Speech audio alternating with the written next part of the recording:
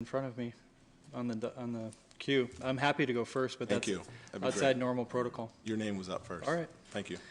As the council knows, due to an article yesterday by the Bee, I am requesting tonight, Mr. City Auditor, that you conduct a 30-day review of our HR policies related to harassment, sexual harassment, discrimination, and report back to us in that time frame on recommendations where we can make them better. It appears that these policies are hard to access, the procedures are hard to find, and that they don't clearly state that we have zero tolerance for this type of behavior in our city organization, and that the conduct itself is illegal. I would also ask Mr. City Manager, once that report is back, that we implement everything that you can within your authority, and anything that needs to come back to the council, come back as quickly as possible so that we ensure our employees have a safe place to work. But we also want them to have a great place to work. And I think the public perception that we don't care about this issue because nobody has said anything, it's important for us as a body to reflect the values of our city, of our ideology, and that's that people should be treated with respect. And this has nothing to do with the current allegations, but it does mean that those allegations have reflected on us in a way that has made the public question our integrity. So I would ask that that happen, and then also any of my colleagues who may be going through that process consider of their own volition stepping off of the Good Governance Committee, because it does appear that the public believes that that is a conflict, and that perception undermines our ability to accomplish those good government ethics reforms. So I'd make those requests per council rules and procedures. This is sickening. When you got a council member say somebody from overseas go invest, and then you kick me in the face, but we got a promise zone. And you lobby Washington, D.C. on the back of poor folks. You are sick in the mind. That's when I can refer to you as a trick. People, this money, Republicans, it may kick in, and I would say the Republican come in, and I'll be voicing my opinion to kick it out, because this is a disgrace. Just a disgrace to black folks and poor whites and Hispanics. No jobs have been created here. But yet still you go get some more money from HUD and say, we're going to do this down here. Why couldn't you get some people say, well, okay, the people from overseas investing, why can't we get some people here to invest and understand what is a profit, what is the dividends paid from your investment? But you too illiterate and too ignorant to bring that to the table. It's not this man's problem, not Doja's problem, it's your problem. Because you can't think.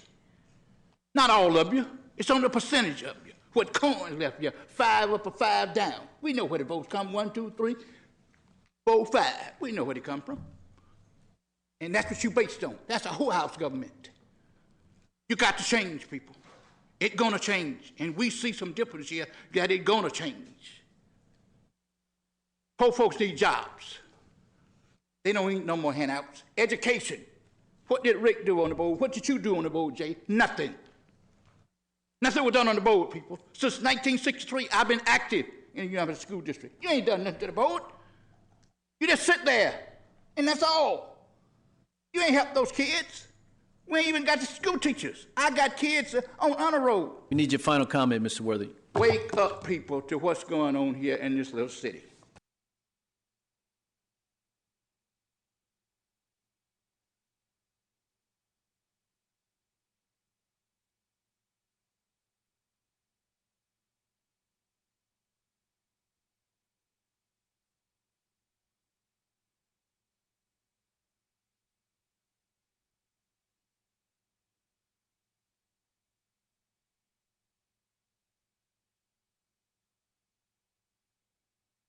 We all, wholeheartedly support. Secondly, on the Councilmember Hansen's comments, I just found it a little strange that you dealt with it in the media first. I would just love for you to bring it back to us as a council to be able to talk about it collectively. I mean, we want to be collaborative. We take all these things very serious. And I just don't want us to ever be in a position that we're not giving each other the benefit of the doubt to have those conversations. So that. Callan and then Laura Rubalcaba. Good afternoon, panel. Thank Hansen for raising the issue because you don't know what that do to a man like me, know what a man is when I walk into a public place. I can't change my color. It's a disgrace. But checking it here, it should be a federal investigation. That's what I asked for on that issue. Ain't about policy. We want law. That's the reason we have police brutality. How can you help police brutality and you can't control your own self? When we have a member say, well, we with you whatever you are do, and people come to me and say he's a snitch. It's the reason you go to a place like Ferguson and you see two Negroes. One that tell the police everything, and one fit the image of a man like me, face I own. Then we go and we look at the Sacramento here, and we don't have nothing that a black man go on the news for unless it's crime, racism, or sex. Wow. Because when you hide and when you put a black man in place because of his color, he's a trick. Check the whole house out. A hoe had to turn a trick whether she feel good or not, and that's what we have here. He had to say what the others tell him to say and follow suit. He can't stand up and make a decision from a seat of his britches as a black man. And then we look at the games. Ain't nobody come from 7 as an all-round game. I'm going to have it, Rick. Go over there to Valley High. It's just as much drugs over there as the Del Paso Hike in South Sacramento. But Rick don't go over there. You go to a meeting over in that district, only Robert Waters set up running that district. You only have 1 or 2 blacks show up. So how did you get over there? Because you a trick. Now, when we talk about all this plumber zone, where is the black man's business?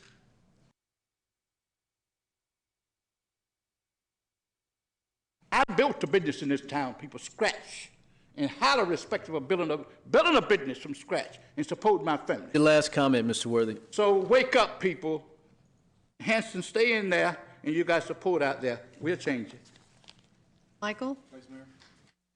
Mr. Jennings. On several occasions, Yes, and we have. he continues to repeat to do so. Yeah, I just So wanted to say I would like that, it, excuse me, sir. Excuse me. One second, sir. So I would like at this point in time for city council, the city manager or the city attorney to give whatever direction to him that is necessary so he can be warned and not continue the action. But there has to be consequences if he's going to continue to do so. I appreciate the public process, and I would like for him to be able to speak as much as he'd like, but he cannot continue to call out names of this council member while he is speaking. That is inappropriate. Now, if I'm wrong, let me know so that I can be corrected. I'd like to know because I continue to hear it happen in this council. I've heard many council members ask for point of order and called him out on this, and it continues to happen. So at some point in time, it has to stop, and I'm asking for it to stop now. Mr. City Attorney, would you respond, please? Vice Mayor and Council, the council rules clearly direct that comments that are made from the podium be addressed to the chair for decorum and the ease of running the meeting. If comments are made inconsistent with that rise to a level of an interference with the meeting, that individual should be warned, and then if he continues or she continues, then escorted out. But what's the process for a warning? I think the warning can simply be from the chair to clarify that all items should be directed to the chair. Comments. The dynamic from a free expression standpoint, though, is that if the individual is using examples of situations that have arisen as part of the public debate, that's something that doesn't interfere with the meeting. And so that's the fine line to Is that understand. at the chair's discretion? Yes. Is okay. And what about for questionable language or language that crosses the line? Council has rules of decorum for both the public and the whole operation of the meeting. Those rules of decorum do limit the use of abusive language, language that is profane in nature. If it's for freedom of expression, an emphasis of a given item that does move into some of the constitutionally protected language, we'd have to look at that in a given fact pattern before I could give you that determination. All right, so and then is it 2 warnings and then you would dismiss someone from the council chambers? If in fact you've made clear and given 1 warning, the individual still doesn't comply, in my mind, that would be sufficient. Okay. All right, well, Mr. Worthy, you've been warned. Next speaker, please. Attorney, I would like to. The next speaker is up. Security. On that of constitutionality. If I fail to see how Mack Worthy's comments interfere with the conduct of this council meeting, continue to enforce that ordinance, continues to open the city up for, I appreciate you looking at me, Member Guerra.